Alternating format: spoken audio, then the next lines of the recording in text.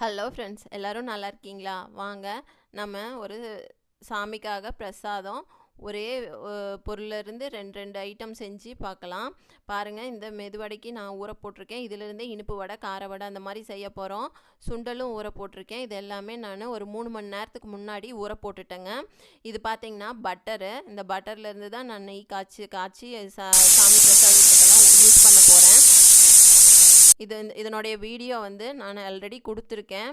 Long வீடியோவில் கொடுத்துருக்கேன். பாருங்கள், மணக்க நெய் எப்படி காய்ச்சி டேஸ்டியாக நம்ம எப்படி காய்ச்சறது அப்படின்னு சொல்லி நான் போட்டிருக்கேன். அதை பாருங்கள். நான் 1 கப் அளவுக்கு பாசிப்பருப்பு எடுத்து நல்லா பொன்னிறம் ஆகிற அளவுக்கு வறுத்து எடுத்துக்கிறேங்க. அது நல்லா வறுத்து எடுத்ததுக்கு அப்புறமா நான் ஒரு 1/2 லிட்டர் அளவுக்கு பால் காய வச்சு எடுத்து வச்சுக்க போகிறேங்க. இந்த பால் பயன்படுத்தி தான் நம்ம ஒரு பால் பொங்கல் தான் செய்ய போகிறோம். வெண்பொங்கலுக்கும் பால் தேவைப்படும். அதே சமயத்தில் சக்கரை பொங்கலுக்கும் பால் ஊற்றி செஞ்சோம்னா ரொம்பவே டேஸ்டி நல்லா இருக்குங்க. பாருங்கள், 1 கப்பு பாசிப்பருப்பை நல்லா பொன்னிறமாக நம்ம வறுத்து எடுத்தாச்சு. அப்படி வறுக்கிறப்ப தான் அதனுடைய வாசம் நல்லாயிருக்கும், டேஸ்ட்டும் ரொம்ப நல்லாயிருக்கும். அதனால் வறுத்து எடுத்தாச்சு. இதில் 2 கப்பு அரிசியை நான் பச்சரிசி சேர்த்துக்கிறேன். 1 கப்புக்கு 2 கப்பு பச்சரிசி சேர்த்துக்கலாங்க. 1 கப்பு பாசிப்பருப்பு எடுத்தோன்னா 2 கப்பு பச்சரிசி சேர்த்துனா ரொம்ப டேஸ்ட் நல்லாயிருக்கும். இதை 2-3 டைம் நல்லா கழுவி 1 கப்புக்கு 3 கப்பு அளவு தண்ணி ஊற்றி நான் ஊற வச்சுக்கிறேங்க. இது 2-3 டைம் நம்ம கழுவி எடுத்துக்கணுங்க. கழுவி தண்ணி நமக்கு எப்போ நல்லா ஒயிட்டிஷாக வருதோ, நல்லா பளிச்சுன்னு வருதோ, அப்போ நம்ம 1 கப்புக்கு 3 கப்பு அப்படிங்கிற ரேஷியோவில் 9 கப்பு தண்ணி நான் ஊற்றி வச்சுருக்கேன். இது பாருங்கள், நம்மளோட கார வடைக்கு வெங்காயம் நறுக்கி வச்சுருக்கேன். ஒரு 3 வெங்காயம் நறுக்கி வச்சுருக்கேன். 3 பச்சை மிளகாய் நறுக்கி வச்சுருக்கேன். அதுக்கப்புறம் மல்லி, புதினா ரெடி பண்ணி வச்சுருக்கேன். இந்தாண்டு இருக்கிறது பார்த்திங்கன்னா நம்மளோட சுண்டல் தாளிக்கிறதுக்கான வெங்காயங்க. சுண்டல் தாளிக்கிறதுக்கு நீட்டமாக கட் பண்ணி வச்சுருக்கேன். மெதுவடைக்கு சின்னதாக குட்டியாக சாப் பண்ணி வச்சுருக்கேன். இப்போ நம்ம நல்லா ஊறிடுச்சு இல்லைங்களா? ஒரு 3 மணி நேரத்துலேருந்து 4 மணி நேரம் வரைக்கும் நம்மளோட சுண்டல் நல்லா ஊறிடுச்சு. அதை நம்ம ஒரு 5 விசில் வச்சு எடுத்துக்கலாங்க. நம்ம நல்லா நசுக்கணுன்னா நல்லா மாவாட்டம் மையணும். அந்தளவுக்கு 5 விசில் விட்டு எடுத்துக்கிறேன். என் குக்கரில் 5 விசில் விட்டாலே போதும், நல்லா வெந்து வந்துடும். நீங்களும் நல்லா நசுக்குனா மாவாட்டம் நசுங்கணும். அந்த அளவுக்கு வேக வச்சு எடுத்துக்கோங்க. அப்போ தான் நல்லா ருசியாக இருக்கும். அதுக்கப்புறம் ஒரு கடாயை அடுப்பில் வச்சு கடுகு, உளுத்தம் பருப்பு போட்டு, நம்ம கறிவேப்பிலை போட்டு, பச்சை மிளகாய் போட்டு, நம்ம நறுக்கி வச்சுருக்கிற வெங்காயத்தையும் போட்டு நல்லா வதக்கி எடுத்துக்கலாங்க.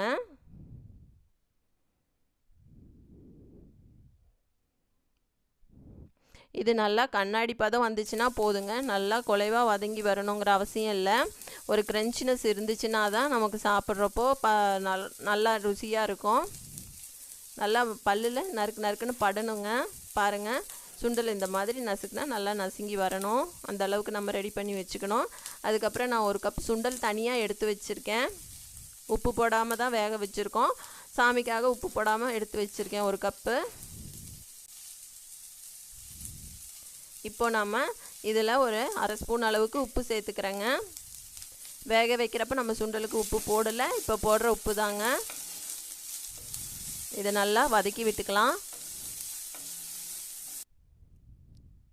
இது நல்லா வதங்கினதுக்கப்புறம் நம்ம இந்த சுண்டலையும் இதோடையே சேர்த்து வச்சுக்கலாம். கொட்டி எடுத்து வச்சுக்கலாங்க. சுண்டல் கொட்டினதுக்கப்புறமா நம்ம இதில் ஒரு 1/2 ஸ்பூன் பிரியாணி மசாலா நான் சேர்க்குறேன். உங்களுக்கு தேவைப்பட்டால் சேருங்க. அப்படி இல்லைன்னா உங்களுக்கு எந்த மசாலாவோட வாசனை டேஸ்ட்டு பிடிக்குமோ அந்த மசாலாவை சேர்த்துக்கலாம். கறி மசாலா பொடி கூட சேர்த்துக்கலாங்க. நான் பிரியாணி மசாலா பொடி வீட்லேயே ப்ரிப்பேர் பண்ணினது தான் சேர்த்துக்கிறேன். அப்படி நம்ம சேர்க்குறப்போ நம்ம சாப்பிட்றப்போ நல்ல ஒரு காரசாரமாக சுருக்குன்னு நல்லாவே இருக்குங்க. ஃபைனலாக நம்ம மல்லித்தலையும் கொட்டி ஒரு பெரட்டி இறக்கி வச்சுக்கலாம்.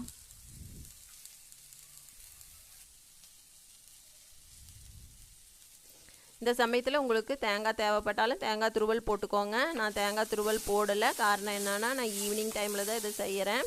நம்ம ஒரு 5 வெரைட்டியான பிரசாத வகைகள் செய்கிறதுனால சுண்டல் எல்லாமே டக்குன்னு தீர்ந்து போகாதுங்க.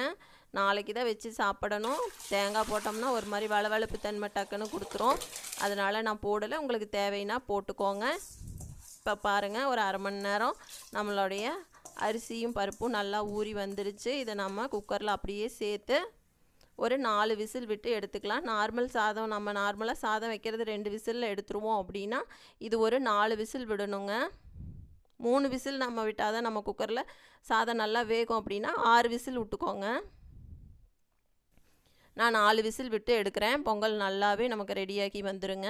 பாருங்கள், ஒரு குழிக்கரண்டி அளவுக்கு நான் நெய் இதுலேயே ஊற்றிக்கிறேன். இப்போது நான் குக்கர் மூடி போட்டு ஒரு 4 விசில் விட்டு எடுத்துக்க போகிறேங்க.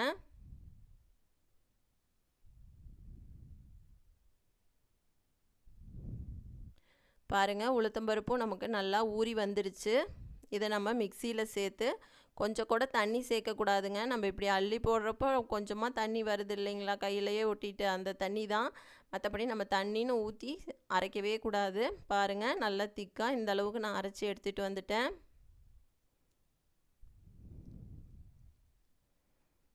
பார்த்தீங்களா எந்த அளவுக்கு திக்னஸ் இருக்குதுன்னு. இந்த அளவுக்கு நம்ம திக்காக எடுத்து அரைச்சிக்கிட்டு வந்துடணும். நம்ம கருப்பு உளுந்து தான் யூஸ் பண்ணோம் அப்படிங்கிறதுனால தான் லைட்டாக அங்கங்கே கருப்பு கருப்பாக தெரியுது. இதனால் டேஸ்ட்டெல்லாம் எந்த வகையிலையும் மாற்றம் இருக்காதுங்க. டேஸ்ட்டெல்லாம் நார்மலாக நம்ம வெள்ளை உளுந்தில் செய்கிற மாதிரியே தான் இருக்கும். கலருமே அதே மாதிரி வெள்ளையாக தான் இருக்குங்க. பாருங்கள், நான் எல்லா உளுத்தம்பருப்பையும் அரைச்சி 2ஆக பிரித்து வச்சுட்டேன். ஒன்று வந்து நம்மளுடைய இனிப்பு வடைக்கும், ஒன்று வந்து கார வடைக்கும் 2ஆக தனித்தனியாக பிரித்து எடுத்து வச்சுட்டேன். ஃபஸ்ட்டு நம்ம இனிப்பு வடைக்கு ரெடி பண்ணிக்கலாம். பாருங்கள், ஒரு 6 ஏலக்காய் தட்டி வச்சுருக்கிறேன். இதில் பாதி இனிப்பு வடைக்கு போட்டுக்கலாம், மீதி பாதியை சர்க்கரை பொங்கலுக்கு யூஸ் பண்ணிக்கலாம். நாட்டு சர்க்கரை, உப்பு, அரிசி மாவு இதையும் நான் எடுத்து பக்கத்தில் வச்சுருக்கேன். நம்ம இந்த மெதுவடைக்கு அரிசி மாவும் கொஞ்சம் ஆட் பண்ண போகிறோங்க. அப்போ தான் நல்லா ஒரு கிறிஸ்பினஸ் கிடைக்கும். அதோட எண்ணெய் அதிகம் உரியாது. அரிசி மாவு சேர்க்காமல் நம்ம அப்படியே செய்கிறப்போ கொஞ்சம் எண்ணெய் அதிகமாக குடிக்குங்க வடை. அதனால தான் நம்ம அரிசி மாவு சேர்க்குறது, ஒரு கிறிஸ்பிக்காகவும் எண்ணெய் கொஞ்சம் கம்மி குடிக்காமல் இருக்கட்டும் அப்படிங்கிறதுக்காக தான். இல்லைன்னா எண்ணெய் ரொம்ப உறிஞ்சி எடுத்துருங்க வடை. பாதி ஏலக்காயை போட்டுக்கிட்டேன். அதுக்கப்புறம் ஒரு 2 ஸ்பூன் அரிசி மாவு போட்டுக்கிறேங்க. அதுக்கப்புறமா எந்த அளவுக்கு நமக்கு உளுத்த மாவு எடுத்து வச்சுருக்குறோமோ அதே அளவுக்கு நம்ம நாட்டு சர்க்கரையும் கொட்டிக்கலாங்க. எல்லாம் கண் அளவு தாங்க. எந்த அளவுக்கு இருக்குதோ அதே அளவுக்கு சர்க்கரையும் கொட்டிக்கலாம். பாதிக்கு பாதி போட்டுக்கலாம். இனிப்பு ரொம்பவே நல்லா இருக்குங்க. இது பாதிக்கு பாதி நம்ம போடுறப்போ கொஞ்சம் இனிப்பு குறைவாக இருந்தால் போதும் அப்படிங்கிறவங்க கொஞ்சம் கொஞ்சம் அப்படியே குறைச்சிக்கோங்க. இதெல்லாம் நல்லா மிக்ஸ் பண்ணிக்கலாம். மிக்ஸ் பண்ணுனா நமக்கு இனிப்பு வடை மாவு ரெடி ஆயிருங்க. நம்ம மிக்ஸ் பண்ணினதுக்கப்புறம் பார்த்தோன்னா கொஞ்சம் லிக்யூடாக தாங்க இருக்கும். என்ன காரணம் அப்படின்னா நம்ம கை வச்சு நாட்டு சர்க்கரை போட்டு பிசைகிறோம் இல்லைங்களா, அது கொஞ்சம் நல்லா இலக்கம் கொடுக்கும். அந்த இலக்கத்துலேருந்து நம்ம கரெக்டான பதத்துக்கு கொண்டு வரத்துக்கு திரும்பவும் 1 ஸ்பூன் அரிசி மாவு போட்டுக்கலாம். உங்களுக்கு கரெக்டாகவே இருக்குது அப்படின்னா நீங்கள் போட்டுக்க தேவையில்லை. எனக்கு கொஞ்சம் இலக்கமாக இருக்குது. இந்த மாதிரி இலக்கமாக இருக்கிறப்போ நம்ம போட்டோம் அப்படின்னா கொஞ்சம் அதிகமாக எண்ணெய் குடிக்குங்க. அதனால் கொஞ்சம் டைட் ஆகிறதுக்காக நான் இன்னொரு ஸ்பூன் அரிசி மாவையும் போட்டுக்கிட்டேன். போட்டு நல்லா கரெக்டான பதத்துக்கு பெசரி எடுத்து வச்சுக்கிட்டேன்.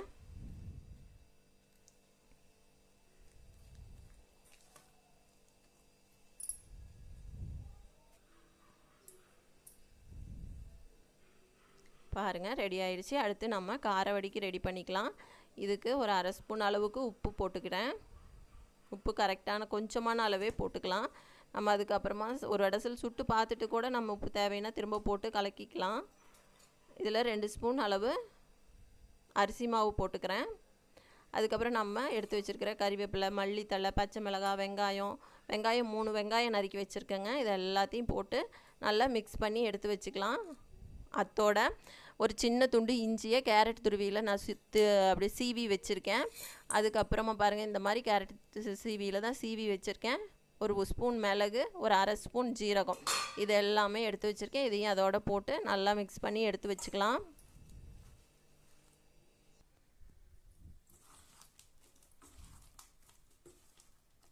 பாருங்கள், ரெடி ஆயிடுச்சு நமக்கு மாவு. ஒரே உளுத்தம்பருப்பில் தாங்க நமக்கு இப்போ 2 ரெசிபிக்கான மாவு ரெடி பண்ணிட்டோம்.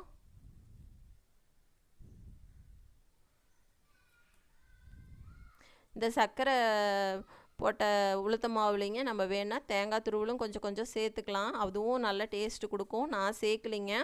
நீங்கள் வேணால் தேங்காவை நல்லா துருவிட்டு மிக்சியில் போட்டு ஒரு ஓட்டிட்டு கூட இதோட போட்டு சேர்த்து நம்ம இனிப்பு வடையை செய்யலாங்க. அதுவும் நல்லா டேஸ்ட்டாக தான் இருக்கும்.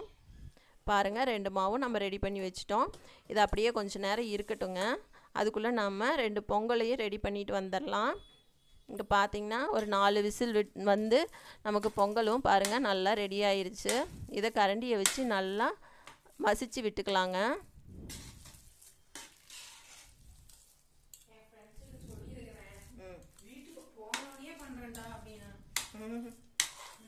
நல்லா மசிச்சு விட்டாச்சு. இப்போது நமக்கு எந்த அளவுக்கு திக்னஸ் வேணுமோ அந்த அளவுக்கு நம்ம காய வச்சு வச்சுருக்கோம் இல்லைங்களா, அந்த பாலை ஊற்றி நல்லா கலக்கி எடுத்துக்கலாம்.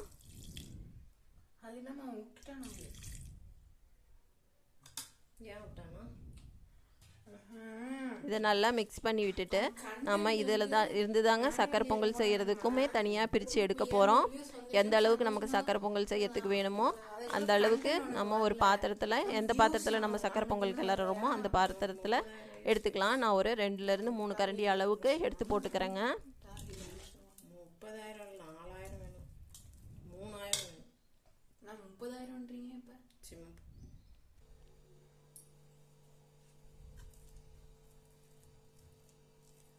சூப்பராக பாருங்கள், நல்லா குலைவாக நல்லா இருக்குது.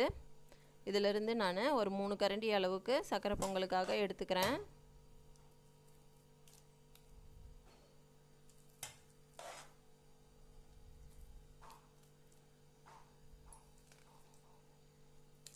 இதை அப்படியே வச்சுட்டு நாம் இப்போது அடுப்பில் ஒரு கடாய் வச்சு, நமக்கு சக்கரை பொங்கலுக்குமே தேவைப்படும், வெண்பொங்கலுக்குமே முந்திரி தேவைப்படும் இல்லைங்களா. ஃபஸ்ட்டு நம்ம முந்திரியை வந்து வறுத்து எடுத்து வச்சுக்கலாம்.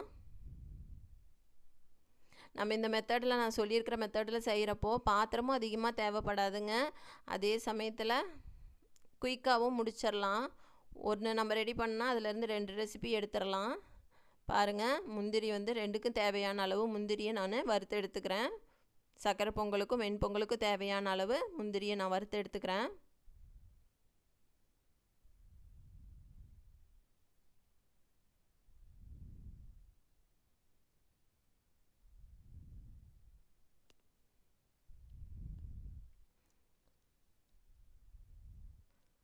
நம்ம நெய், நம்ம ஃப்ரெஷ்ஷாக ரெடி பண்ணின நெய்யிலேருந்து ஊற்றி தாங்க ரெடி பண்ணுறேன்.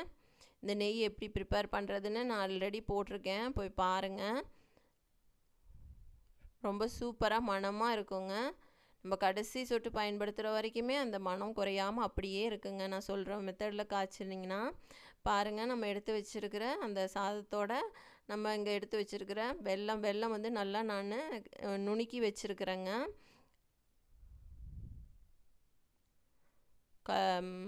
இஞ்சி பூண்டு தட்டுற கல்லில் நல்லா தட்டி நைஸாக தட்டி எடுத்து வச்சுருக்கேன். ஒரு 3/4 கப் அளவுக்கு எடுத்து வச்சுருக்கிறேங்க.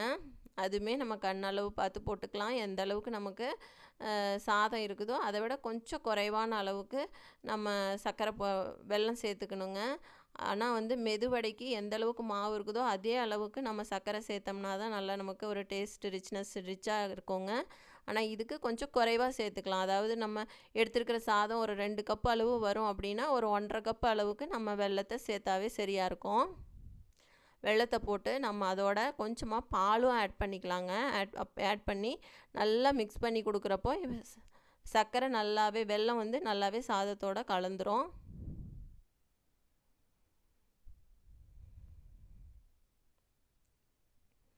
இதெல்லாம் செய்கிறப்போ அடுப்பை கொஞ்சம் சிம்மிலேயே வச்சுக்கணுங்க. ஃபுல் ஃப்ளேமில் வச்சோம் அப்படின்னா அடி பிடிக்க ஆரம்பிச்சிரும். சிம்மிலேயே வச்சு நம்ம வெல்லத்தை கொட்டி கிளறணும். இப்போ பார்த்தீங்கன்னா நம்ம பால் ஆட் பண்ணியிருக்கிறோம், வெல்லம் ஆட் பண்ணியிருக்கிறோம். அதனால் நமக்கு கொஞ்சம் லிக்விடாக இருக்கிற மாதிரி தான் இருக்கும்.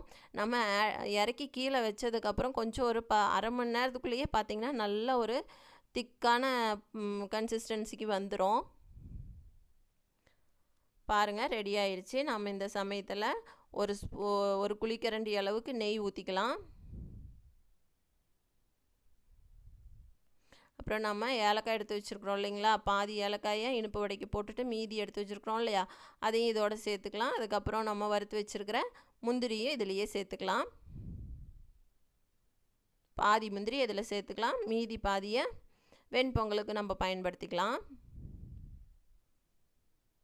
அவ்வளோதாங்க, நம்மளோட பொங்கல் வந்து சக்கரை பொங்கல் ரெடி ஆயிடுச்சு. இப்போ வெண்பொங்கலுக்கு நம்ம ரெடி பண்ணலாம். அதே கடாயில் முந்திரியை தனியாக நான் எடுத்துக்கிட்டேன். அதே கடாயில் எக்ஸ்ட்ரா கொஞ்சம் நெய் ஊற்றி பாருங்கள், ஜீரகம் மிளகு 1 ஸ்பூன் மிளகு, 1/2 ஸ்பூன் ஜீரகம் எடுத்து வச்சுருக்கேன். அதை இதில் போட்டுக்கலாம். அதுக்கப்புறம் கறிவேப்பிலை போட்டுக்கலாங்க. அதுக்கப்புறமா இதுலேயே நம்ம ஒரு சின்ன துண்டு அளவுக்கு இஞ்சியை நல்லா கேரட் துருவலில் துருவி நல்லா இடித்து வச்சுருக்கேன். துருவி அதுக்கப்புறமும் இடித்தும் வச்சுருக்கேன். அதை போட்டு நல்லா வதக்கி எடுத்துக்கலாங்க. ஒரு நல்ல மணம் வரும், அது வரைக்கும் வதக்கி எடுத்துக்கலாம்.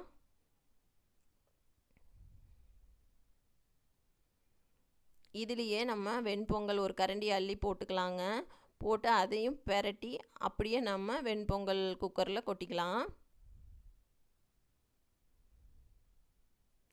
இப்படி செய்கிறப்போ சுத்தமாக அதில் பொங்கல்லையே எல்லாமே ஒட்டிக்கிட்டு வந்துடும். இஞ்சி பூண்டு பேஸ்டெல்லாம் சுத்தமாக இதுலேயே ஒட்டிக்கிட்டு வந்துடும். நமக்கு அதில் கொட்டுறதுக்கு ரொம்ப ஈஸியாக இருக்கும்.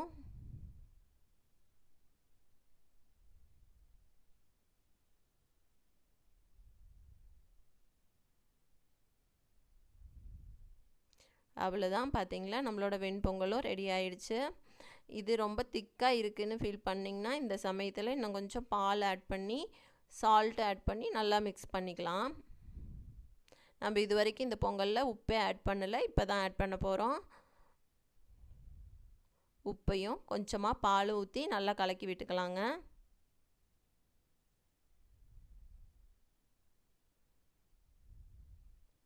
பாருங்கள், எடுத்து வச்சுருக்கிற முந்திரி பருப்பு போட்டுட்டேன்.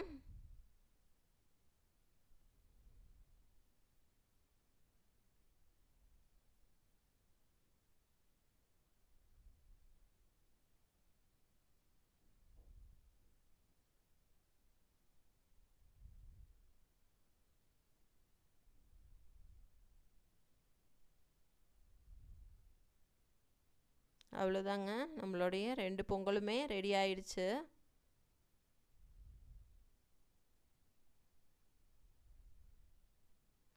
சக்கரை பொங்கல் வெண்பொங்கல் ரெண்டுமே பர்ஃபெக்டான கன்சிஸ்டன்சியில் ரெடி ஆயிடுச்சு.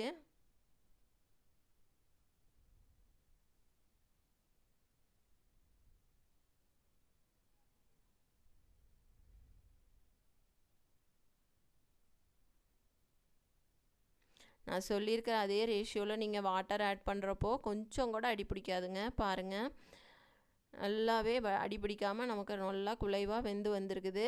இதே அளவில் நீங்கள் வாட்டர் ஊற்றி செஞ்சு பாருங்கள், ரொம்ப பர்ஃபெக்டாக வரும்.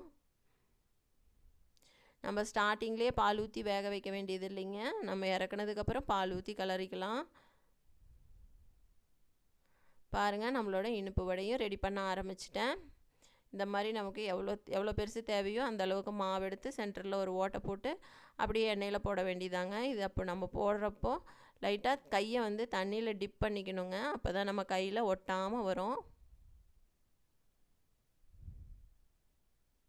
ஒரு 2-3 வடைக்கு ஒன்ஸ் வந்து நம்ம தண்ணியில் கையை டிப் பண்ணிக்கணும். தண்ணி நம்ம கையில் ஒழுகொழுக இருக்கக்கூடாது. அந்த தண்ணி எண்ணெயில் பட்டுச்சுன்னா பட்டப்படன்னு வெடிக்கும். லைட்டாக டிப் பண்ணிவிட்டு அப்படியே நம்ம எடுத்து போடணும். ஒழுகிற அளவு இல்லாமல் டிப் பண்ணால் போதும்.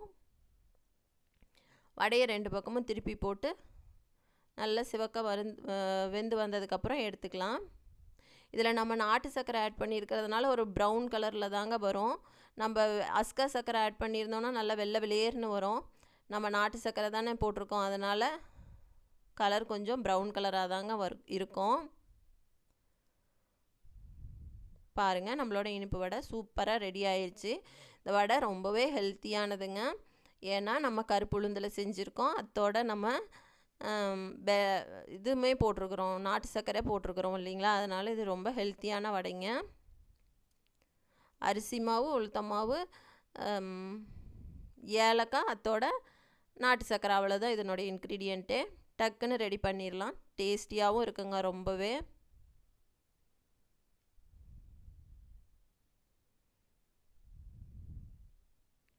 அவ்வளோதாங்க, நம்ம சுட்டு எடுத்தாச்சு.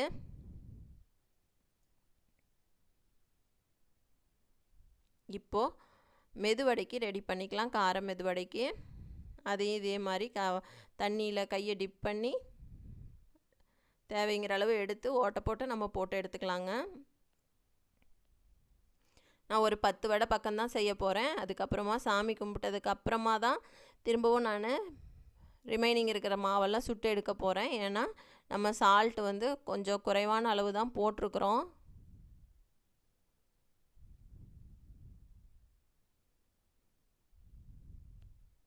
ரெண்டு பக்கமும் திருப்பி போட்டு எடுத்துக்கலாம்.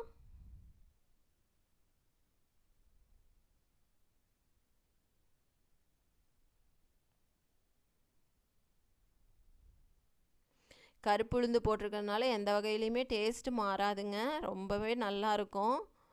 ஏன்னா அங்கங்கே லைட்டாக கருப்பு கருப்பாக இருக்கிற மாதிரி இருக்கும்.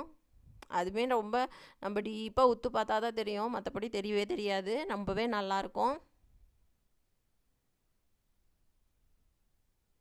பாருங்கள், நம்மளோட இனிப்பு வடையும் சூப்பராக ரெடி ஆயிடுச்சு. அதோட கார வடையும் ரெடி ஆயிடுச்சு.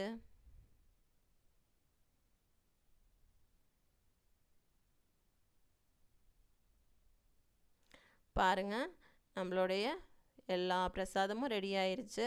சுண்டல் தாளித்து வச்சாச்சு, சாமிக்காக தாளிக்காத சுண்டலும் எடுத்து வச்சுருக்கேன். அதுக்கப்புறமா நம்மளுடைய இனிப்பு வடை கார வடை ரெண்டுமே சூப்பராக ரெடி ஆயிடுச்சு. சக்கரை பொங்கல் பாருங்கள், கிட்டத்தட்ட நம்ம நல்ல ஒரு கன்சிஸ்டன்சிக்கு வந்துருச்சு. இன்னுமே ஆற ஆற நல்லா கெட்டி கொடுக்குங்க. இது பாருங்கள், வெண்பொங்கலும் ரெடி ஆயிடுச்சு. நம்ம ஒரு இதிலேருந்து ரெண்டு